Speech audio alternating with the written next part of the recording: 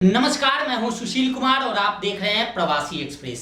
उत्तर प्रदेश सरकार की तर्ज पर हरियाणा सरकार ने भी संपत्ति क्षति वसूली विधेयक 2021 कल विधानसभा में पेश कर दिया। हालांकि यह विधेयक पेश होते ही कांग्रेस के सभी विधायक हंगामा मचाने लगे और पूर्व मुख्यमंत्री भूपेंद्र सिंह हुड्डा ने तो इसे किसानों के साथ और प्रदेश की जनता के साथ विश्वासघात बताया। आखिर क्या है ये बिल, इसकी आवश्यकता कितनी थी, इन सभी विषयों पर विश्लेषण के लिए हमारे साथ मौजूद हैं वरिष्ठ पत्रकार सुभाष चौधरी। इनसे जानेंगे कि आखिर इस बिल की कितनी आवश्यकता थी और इस बिल को लागू करने के लिए सरकार क्यों प्रतिबद्ध है। सर, आपसे जानेंगे। सबसे पहले तो आपका स्वागत है प्रवासी एक्सप्रेस में। ये बिल क्या है और इसकी ज़रूरत क्यों थी? देखिए, इस देश में एक परंपरा सी चल पड़ी है। आपने अगर पिछली बार जो बजट सेशन, इससे पहला प्रथम भाग जो बजट सेशन हुआ संसद का, उसमें राज्यसभा में राष्ट्रपति के अभिभाषण पर प्रधानमंत्री नरेंद्र मोदी का जब जवाब आया तो अपने जवाब के दौरान उन्होंने राज्यसभा में आंदोलनजीवी शब्द उपयोग किया। उन्होंने जी, बहुत सटीक शब्द है। हम जैसे लोगों के लिए निश्चित रूप से एक सुखद बात है ये कि कम से कम आज देश की सरकारें, चाहे वो केंद्र सरकार है या राज्य सरकार है, वो इस दिशा में अब सोचने लगी है कि सरकारी संपत्ति का नुकसान आंदोलन के नाम पर, अपने अधिकार के नाम पर, अपने कर्तव्य को भूलते हुए जो लोग नुकसान पहुंचाते हैं, ये जो परंपरा एक नकारात्मक सी इस देश में चल पड़ी है, इसको आखिर कौन रोकेगा? क्या इसके रोकने की कोई प्रावधान होनी चाहिए या नहीं होनी चाहिए? आंदोलन किस विषय पर है, उसकी प्रासंगिकता क्या है, वास्तव में वो सही है या नहीं है, वो बाद का विषय होता है। लेकिन उससे पहले आप देश को, आम जनता की गाढ़ी कमाई से जो टैक्स सरकार के खाते में जाता है और उससे जो सरकारी संपत्ति बनाई जाती है, सरकारी सुविधाएं क्रिएट की जाती हैं, आप उसको चाहे अनचाहे नुकसान पहुंचाते हो और भारी नुकसान पहुंचाते हो, तो आखिर उसके लिए जिम्मेदार कौन होगा? क्या ये आंदोलन का पार्ट है? क्या संविधान में जो हमारे मौलिक अधिकार हैं विरोध करने के, प्रतिरोध जताने के, क्या उसका ये भाग है कि हम सरकारी संपत्ति नुकसान पहुंचाकर ही अपने अधिकार की रक्षा कर सकते हैं? तो इसीलिए मुझे लगता है कि प्रधानमंत्री ने बहुत सही शब्द उपयोग किया कि आज इस प्रकार की ऐसी परिपाटी इस देश में चली हुई है कि कुछ लोग ऐसे हैं, संस्था के नाम पर, सामाजिक संस्था के नाम पर, कुछ प्रोफेशनल्स भी ऐसे हैं विभिन्न प्रोफेशन में, वो केवल और केवल उनको विषय चाहिए आंदोलन करने के लिए, क्योंकि उनको अपनी राजनीति या अपना धंधा, अपना जीवन उसी के सहारे उनका चलता है। तो इसीलिए उन्होंने इसी प्रकार का प्रोफेशन अपना लिया है। जहाँ कहीं भी कोई विषय, किसी भी चीज़ को लेकर के कोई विरोध सामने आता है, विद्रोह आता है, उसमें ये जाकर आग में घी का काम करने लगते हैं और उसको आंदोलित और तेज करते हैं और उस आंदोलन को वास्तव में पटरी पर नहीं बल्कि उसे पटरी से नीचे कर देते हैं और उसका नकारात्मक स्वरूप, बिल्कुल विध्वंसक स्वरूप सामने आ जाता है, जो देश के लिए सही नहीं है। तो मुझे लगता है कि ये जो आधार है, और अब इस दिशा में राज्य सरकारों ने सोचना शुरू कर दिया, क्योंकि ये विषय राज्य सरकार के लिए है। जो संविधान में सब सब्जेक्ट डिस्ट्रीब्यूट किए गए हैं, तो क्योंकि राज्य सरकारों की संपत्ति है और डिस्ट्रिक्ट लेवल पर डिप्टी कमिश्नर हैं, कलेक्टर हैं या एसपी हैं या जहाँ कहीं पुलिस कमिश्नरेट की व्यवस्था है वो हैं, तो वो उनका आकलन करने का उनका अपना एक अधिकार होता है और उसकी रक्षा करने की दृष्टि से भी वही जिम्मेदार होते हैं। तो इसीलिए उत्तर प्रदेश सरकार ने पहले ये पहल की और बहुत सही पहल थी और उसका बड़ा एक उसका रिजल्ट भी अब सामने वहाँ आने लगा है, क्योंकि बहुत सख्ती उन्होंने इस मुद्दे पर बरती है। जो पहले आपने देखा कि बहुत सारे नागरिकता कानून को लेकर के जिस तरह का धाय तोबा इस देश में मचाया गया, तो उस पर उन्होंने कितना नुकसान पहुँचाया है, उसी दृष्टि में हरियाणा सरकार ने भी ये कदम उठाया और ये विधेयक लेकर वो विधानसभा में आए। अब विपक्ष तो हमेशा, देखिए, अब ये भी एक परिपाटी है और अजीब सी स्थिति लोकतांत्रिक व्यवस्था में देखने को मिलने लगी है।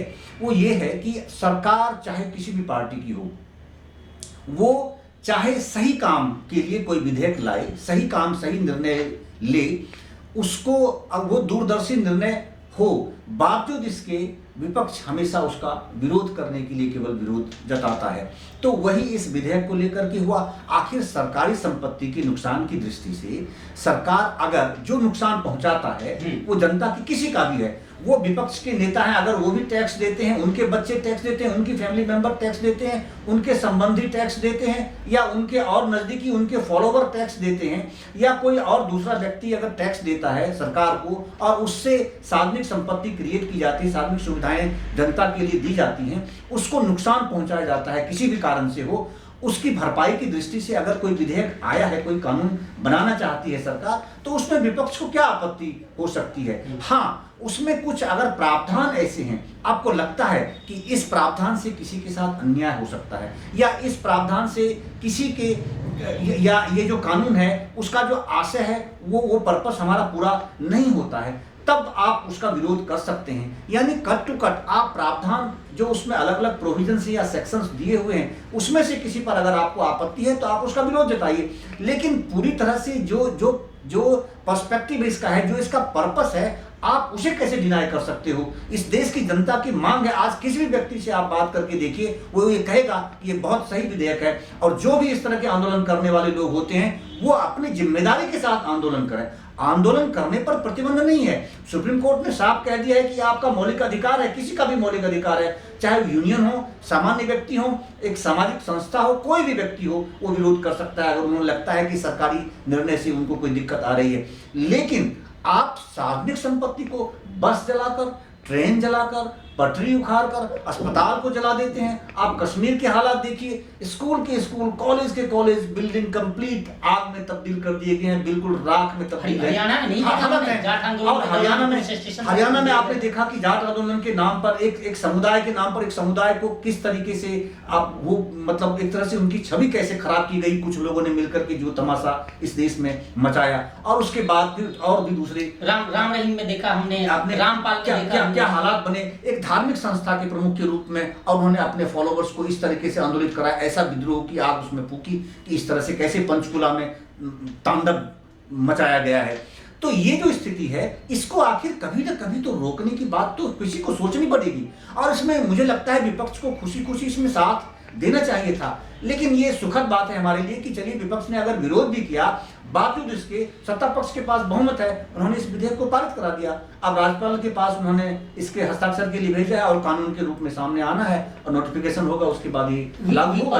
विपक्ष ये दोनों, चाहे इलाहाबाद से पूर्व विधायक हों अभय चौटाला, उन्होंने कहा है कि राइट टू रिकॉल की बात हमेशा की जा रही थी, चौधरी देवीलाल करते थे। ये सरकार की पंचायत स्तर पर राइट टू रिकॉल की बात तो करती है कि जो लोग चुन के जा रहे हैं अगर उनसे वो संतुष्ट नहीं है तो उनको वापस कर लें। ये विधानसभा और लोकसभा में इसे पेश करना चाहिए, न कि आप ये कानून पास करते हैं कि जनता अगर कहीं नुकसान करती है या आंदोलन में कुछ होता है, कोई विरोध स्वरूप कुछ जताता है, तो आप उसमें जाकर उस विरोध में विरोध करती है तो विरोध में आप उनके ऊपर कार्रवाई करते हैं। तो ये कहीं ना कहीं एक हिडन, सरकार का एक हिडन एजेंडा है। नहीं, मैं देखिए मैं ये कहना चाहता हूं कि आप जो विधेयक है, जो उसका पर्पस है, उस पर्पस से क्या आप डिनाई करते हैं? क्या आप चाहते हैं कि कोई भी आंदोलनकारी, चाहे मैं हूं, आप हो, या किसी भी पार्टी का नेता हो, किसी सामाजिक संस्था का कोई व्यक्ति हो, या कोई एक सामान्य व्यक्ति हो, संभव है कि आपको सरकार का कोई एक विषय, कोई एक निर्णय आपको पसंद नहीं आए, इसका मतलब आप स्कूल जलाने लगेंगे, इसका मतलब आप किसी को नुकसान पहुंचाने लगेंगे, इसका मतलब आप 10 लाख की बस है, उस बस में आग लगाना शुरू कर देंगे, आप ट्रेन को रोक करके कितना नुकसान पहुंचाते हैं, आप बिजली पावर हाउस है, आप उसमें जाकर तोड़फोड़ करना शुरू कर देंगे। आप अगर मान लीजिए लघु सचिवालय है, अब लघु सचिवालय में आप आग लगाने की कोशिश आप करेंगे, जैसे होंडा कांड में हुआ था, आपने देखा कि कैसे हजारों की संख्या में मजदूर आकर के उन्होंने लघु सचिवालय में डेरा डाल दिया था, उसके बाद उन पर लाठीचार्ज करना प्रशासन की मजबूरी बनी थी। तो ये क्या तरीका है आंदोलन का? आप आंदोलन के भी एक रास्ते हैं। आंदोलन करने वालों को, किसी भी चीज का विरोध करने वालों को ये सोचना पड़ेगा कि उनकी भी कोई सीमा है। आप फ्रीडम ऑफ स्पीच के नाम पर आप क्या चाहते हैं? किसी का भी कपड़ा फाड़ सकते हैं, किसी के सिर में पत्थर मार सकते हैं, आप कहीं भी किसी के घर जाकर घुस सकते हैं, किसी भी अधिकारी के घुस कर उसका अधिकारी के शरीर में आप आग लगा सकते हैं। ये क्या तरीका हो सकता है आंदोलन का? लेकिन पूर्व मुख्यमंत्री और कांग्रेस नेता भूपेंद्र सिंह हुड्डा ये मानते हैं कि सरकार इस तरह के कानून लाकर, हरियाणा में खासकर जो आंदोलन चल रहे हैं, किसान आंदोलन चल रहे हैं, इन पर अंकुश लगाना चाहती है गलत तरीके से वैसे लोग जो चाहे विपक्ष के किसी पार्टी के नेता हों, उन पर कार्रवाई करने की कोशिश कर रही है। चूंकि इसमें यह भी प्रावधान है कि 1 लाख रुपए तक जुर्माना या 3 साल तक का जेल, साथ ही 10 करोड़ तक जुर्माना लगाने का भी प्रावधान है इसमें। जी नहीं, देखिए आप अभी आप विपक्ष में हैं, आप इससे पहले आप 10 साल शासन में रहे हैं, तब आपको क्या दिक्कत होती थी? तब आप एक्शन लेते थे, मिलते थे? तब आप डिप्टी कमिश्नर को या एसएसपी को या संबंधित पुलिस कमिश्नर को आप आदेश देते थे, नहीं देते थे? तब आपको कैसा लगता था? आपके जमाने में हुआ वही नहीं, बल्कि किसानों पे लाठीचार्ज की बात, आप एलनाबाद के विधायक की बात आप कर रहे हो। आप याद करिए क्या हुआ था। महम कांड किनके जमाने का महम कांड था? उस समय किसानों के साथ, किसानों पर गोलियां किसने चलवाई थी? तो ये सब देखिए, शासन में बैठे हुए व्यक्ति, हम ये नहीं कह रहे हैं कि आपने तब प्रशासनिक दृष्टि से जो रेलिवेंट कदम होने चाहिए थे, जो आवश्यक कदम होने चाहिए थे, वो तब अगर आपने चाहे गोली चलवाई या लाठीचार्ज किया, मैं उसकी जो मतलब वैधता है, मैं उसमें नहीं जा रहा हूं। लेकिन क्योंकि घटनाएं वैसी हुई हैं, क्यों आपने उस वक्त ऐसे कदम उठाए? इसलिए उठाए ना कि आप सरकारी संपत्ति को नुकसान नहीं पहुंचाने देना चाहते थे। आप नहीं चाहते थे कि वो डिरेल हो, आप नहीं चाहते थे कि आंदोलनकारी अपनी सीमा से बाहर जाएं, किसी अन्य दूसरे व्यक्ति को नुकसान या दूसरे व्यक्ति को परेशानी पैदा करने का आपके क्या अधिकार है? आप अपने अधिकार की रक्षा करने के क्रम में आप रास्ता रोक कर बैठ जाते हैं, और हमें कहीं अस्पताल जाना है, हम 3 घंटे वहां रुक जाते हैं। मेरे अधिकार पर कुठाराघात करने का अधिकार आपने संविधान में कौन से प्रावधान ने दे दिया आपको? तो ये बात तो आपको सोचनी पड़ेगी। तो मैं ये नहीं कहता कि तब आपने जो कदम उठाए थे वो गलत थे, मैं बिल्कुल नहीं कह रहा हूं, लेकिन आपने उठाए थे। तो इसीलिए आप ये मत मानिए कि आज आप विपक्ष में हैं तो सदा आप हमेशा विपक्ष में ही बैठे रहेंगे, क्योंकि आप हाथ पैर मार रहे हैं। आप भी कोशिश करते हैं, कल भी सत्ता में आप आ सकते हैं। ये लोकतांत्रिक व्यवस्था है देश में, कोई भी आ सकता है। पहले भाजपा कहां थी यहाँ, लेकिन भाजपा आज आई है। 2 बार से जनता ने उनको सत्ता में बैठा दिया है, तो जरूरी नहीं कि वो अगली बार फिर दोबारा आए। तो इसीलिए संभावनाएं, राजनीति हमेशा संभावनाओं का खेल है। आप उसमें ये मत मान के चलिए कि इससे दिक्कत होगी या खास तौर से केवल किसान आंदोलन पर ही अंकुश लगाने के लिए इन्होंने ऐसा किया है, बिल्कुल नहीं। और हरियाणा में तो किसानों ने ऐसा कोई नुकसान अभी तक आंदोलन के नाम पर कुछ ऐसा पहुंचाया नहीं है। तो इसीलिए इस तरह का आधार कहना, ऐसा तर्क देना, मुझे लगता है ये बेमानी है। सर लास्ट में हम ये जानना चाहेंगे आपको, अगर पॉइंट वाइज आप बता सकें कि इस बिल से बेनिफिट क्या क्या होने वाले हैं, अगर पॉइंट वाइज बिल। मैं कहता हूं कि सबसे पहले जो आंदोलन की राह लेने वाले जो भी लोग हैं, मैं हूं, आंदोलन जीवी जो है, कोई भी जो लोग, कोई भी व्यक्ति, मैं ये कहना चाहता हूं, मैं इसको नकारात्मक रूप में नहीं लेता, लेकिन उनके लिए नकारात्मक बात है कि जो व्यक्ति केवल और केवल दिन रात इसी तरह के कोई न कोई ऐसा विषय ढूंढने की कोशिश में लगे रहते हैं और केवल आंदोलन ही कराने में रहते हैं, उससे देश का बड़ा नुकसान हो रहा है, राज्य का बड़ा नुकसान हो रहा है उससे। और दूसरी बातें ये हैं कि उस पर अंकुश लगेगा। दूसरी बात ये है कि क्योंकि इसमें ये कहा गया है, ये आंदोलन करने वाले लोग, उसको नेतृत्व करने वाले लोग, उसकी योजना बनाने वाले लोग, उसमें शामिल होने वाले लोग और उस प्रकार का षड्यंत्र करने वाले लोग, यानी जितने लोग, जितने पार्ट उसके हो सकते हैं किसी भी आंदोलन को खड़ा करने में और उस आंदोलन के बहाने नुकसान पहुंचाने में, उन सब को लपेटे में लेने की बात इसमें कही गई है, बहुत स्पष्ट है। तो इसीलिए दिक्कत आ रही है, क्योंकि आपने देखा था जाट आंदोलन के दौरान बड़े बड़े नेताओं के नाम आए हैं कि किन्होंने उसकी प्लानिंग की थी, किसने षड्यंत्र रचा, कैसे उस वक्त के वित्त मंत्री का घर कैसे जलाया गया, रोहतक में क्या तमाशा हुआ, कितना नुकसान पहुंचाया गया, और सार्वजनिक संपत्ति और आम लोगों को कितना नुकसान पहुंचाया गया था उस समय, और उसके पीछे षड्यंत्र किसकी थी, इस तरह की चीजें हुई। ये अलग बात है कि उस पर अभी तक कुछ खास रिजल्ट सामने नहीं आया। जांच होने के बाद भी प्रकाश कमेटी बनी थी, उसकी रिपोर्ट आई, उसके बाद भी वर्तमान सरकार ने भी अभी तक कोई विशेष बहुत ऐसा कदम नहीं उठाया है। लेकिन बहरहाल मुझे लगता है कि देर आयत दुरुस्त आयत में इन्होंने अगर ये विधेयक पारित कराया है तो कम से कम आप इसका रिपरकशन तो देखें, इसके पीछे का आशय तो समझें, उससे तो आपको विरोध नहीं हो सकता। तो इसलिए वैसे लोगों पर अंकुश लगेगा। अब वो सोच समझकर इस कानून को ध्यान में रखते हुए ही कोई इस तरह के नकारात्मक कदम वो उठाएंगे। और दूसरी चीज ये है कि इसमें देखिए ट्रिब्यूनल बनाएगी सरकार, और एक ट्रिब्यूनल भी बना सकती है, एक से अधिक ट्रिब्यूनल भी बना सकती है। कहने का मतलब है कि जैसे हरेरा है, आप डिस्ट्रिक्ट वाइज भी बना सकते हैं और स्टेट में एक भी बना सकते हैं। तो ये सरकार का प्रेरोगेटिव है कि वो with the consultation of chief justice of high court, उनके कंसल्टेशन से स्टेट गवर्नमेंट ट्रिब्यूनल का जो हेड है वो नियुक्त करेगी और उस ट्रिब्यूनल में कुछ मेंबर्स भी होंगे, जिस मेंबर्स को नॉमिनेट गवर्नमेंट करेगी, हरियाणा गवर्नमेंट करेगी। और उसके उसके ये नहीं है कि कोई एक व्यक्ति है और वो अधिनायकवाद की तरह कुछ भी ऑर्डर दे देगा तो ऐसा हो जाएगा, नहीं।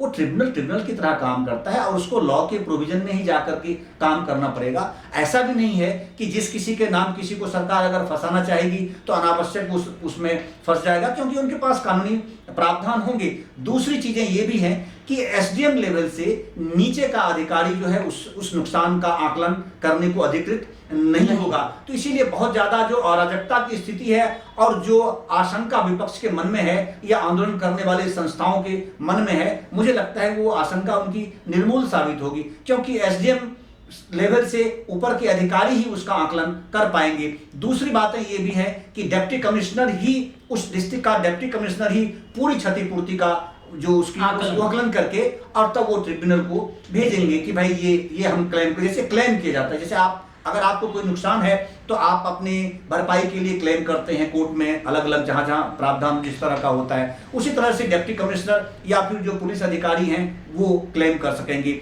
दूसरी चीजें ये हैं, अगर मान लीजिए किसी खास एक विभाग को नुकसान पहुंचा, शिक्षा विभाग है, मान लीजिए उसको नुकसान पहुंचा है, तो जो शिक्षा विभाग का प्रमुख होगा संभवतः उसमें डिस्ट्रिक्ट से अगर डीईओ है वो रिपोर्ट भेजेंगे, लेकिन जो फाइनल अथॉरिटी है वो उनका फाइनेंशियल कमिश्नर होगा या एडिशनल चीफ सेक्रेटरी लेवल के अधिकारी जो उसको लीड करते हैं उस डिपार्टमेंट का। तो विभागाध्यक्ष जो होंगे वही उसके लिए अधिकृत होंगे और वही अपने नुकसान की भरपाई की दृष्टि से वो क्लेम कर पाएंगे।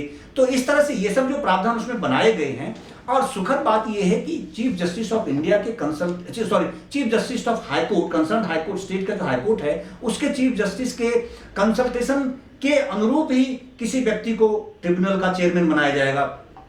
तो फिर आप क्यों आप जो chief justice of high court है, क्या आपका उन पर विश्वास नहीं है कि वो किसी गलत व्यक्ति को ट्रिब्यूनल में बैठा देंगे और वो व्यक्ति लगातार बिल्कुल एक तरफा निर्णय लेता रहेगा और एक तरफा निर्णय लेने का अधिकार उनके पास भी नहीं होगा, क्योंकि और भी मेंबर उसमें नॉमिनेट किए जाएंगे। सामाजिक जीवन से भी आ सकते हैं, कुछ प्रोफेशनल लोग भी आ सकते हैं, लॉ एक्सपर्ट भी उसमें आ सकते हैं। दूसरा, अगर ऐसा कुछ होता है, देखिए वैसे तो इस तरह के प्रावधान पहले भी हैं और किया जा सकता है, लेकिन क्योंकि स्पेसिफिक प्रोविजन नहीं था तो इसीलिए उन्होंने इस पर फोकस्ड एक प्रोविजन इस तरह का बना करके और राज्य के सामने रख दिया है। मुझे लगता है जनता इसे हाथों हाथ लेगी और सामान्य जनता बहुत पसंद करेगी इन चीजों को, क्योंकि बहुत त्रस्त है ऐसी जो गतिविधियां इस देश में परंपरा चल पड़ी है रोज का रोज। आप देखिए, अगर एक गुड़गांव मेट्रो सिटी है, इंटरनेशनल सिटी है, यहाँ दुनिया के शायद ही कोई ऐसे देश होंगे, कुछ छोटे मोटे कुछ ऐसे देश होंगे छोटे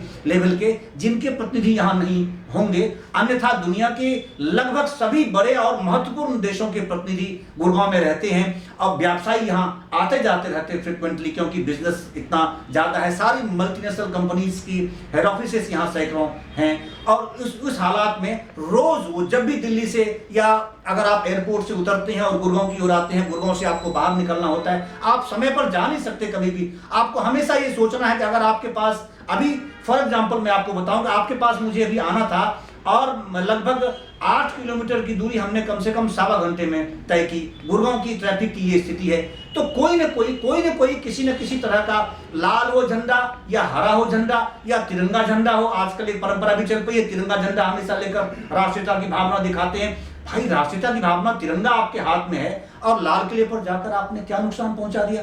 जो नुकसान आपने पहुंचाया उसकी भरपाई अगले 100 साल तक नहीं हो सकती। इस देश को किस तरह से आपने नीचा दिखा दिया, इस देश को दुनिया कैसे गाली देती है और दुनिया कैसे तुर्री पारती, हंसी मजाक का पात्र आपने इस देश को बना दिया है। क्या यह आंदोलन है? इस प्रकार के आंदोलन की हामी क्या विपक्ष के लोग भरना चाहते हैं? क्या वो इस तरह के आंदोलनकारियों का साथ देना चाहते हैं? तब तो आप घड़ियाली आंसू बहाने लगे कि भाई ऐसा गलत हुआ।